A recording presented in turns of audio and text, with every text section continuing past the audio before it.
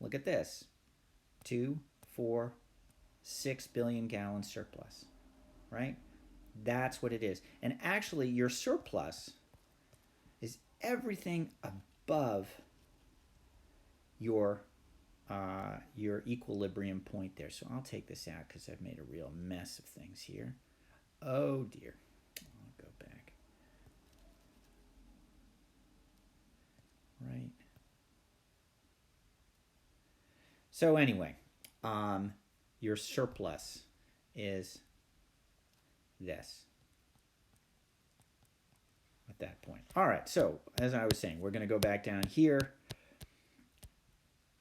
Now do the same thing in reverse and drop the price by $1 from the equilibrium price to $1.50 a gallon. What is the quantity demanded for gas at that price? Now, you know, if you drop the price, people are going to buy more at that price, right?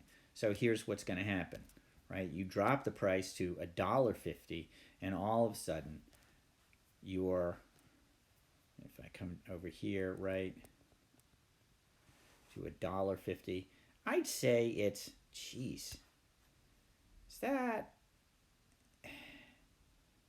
18 or 19 billion gallons? Doesn't really matter.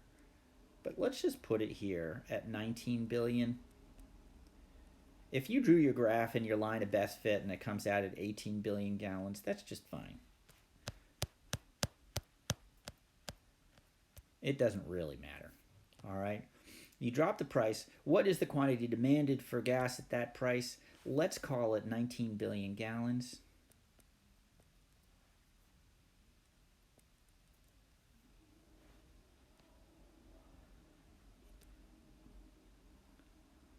And that is at P2. What is the quantity supplied? Now, of course, you know that gasoline manufacturers are going to be really reluctant to supply a whole bunch of gas at a really low price. Only the cheapest gas that you can make is going to be supplied at that point. Here it is. It's down to 10 billion gallons.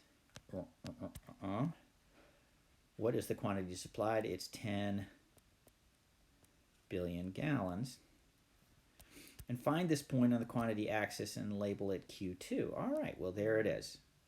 Which is more, and by how much? So the demand is more. So quantity demanded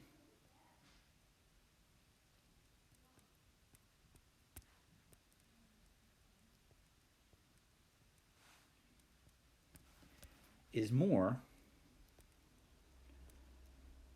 by, you do the math, 10 billion gallons.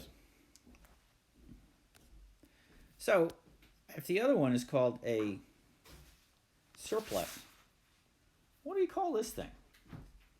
Just created another condition for you, another market condition. This is what you call a shortage. It's my son sneezing in there. Bless you, Marcus. That's a shortage. And here's the thing that you got to understand, and that is that it doesn't matter if you have a surplus and a shortage, or a shortage. It doesn't matter. You can fix them instantaneously by just changing the price. But this will never, ever, ever eliminate the constant condition of economics, which is known as scarcity. Now, I'm not sure how I feel about this. Maybe it would be nice if this were a COVID-19 free zone, but if you come and you look back up at here at this graph, right, and you call this thing down here a shortage, I think that we're aware, like right now, there is a shortage of ventilators, for example, for people who get sick and can no longer breathe on their own. There is a shortage of ventilators. Now, what we're going to attempt to do is increase the supply so that there is no more shortage. But instantly, right now, there are too few of them. All you have to do to get rid of the shortage is raise the price. Raise the price to, $12 million per ventilator.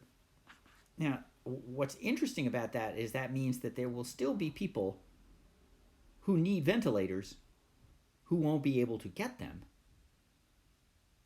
But economists don't view it that way.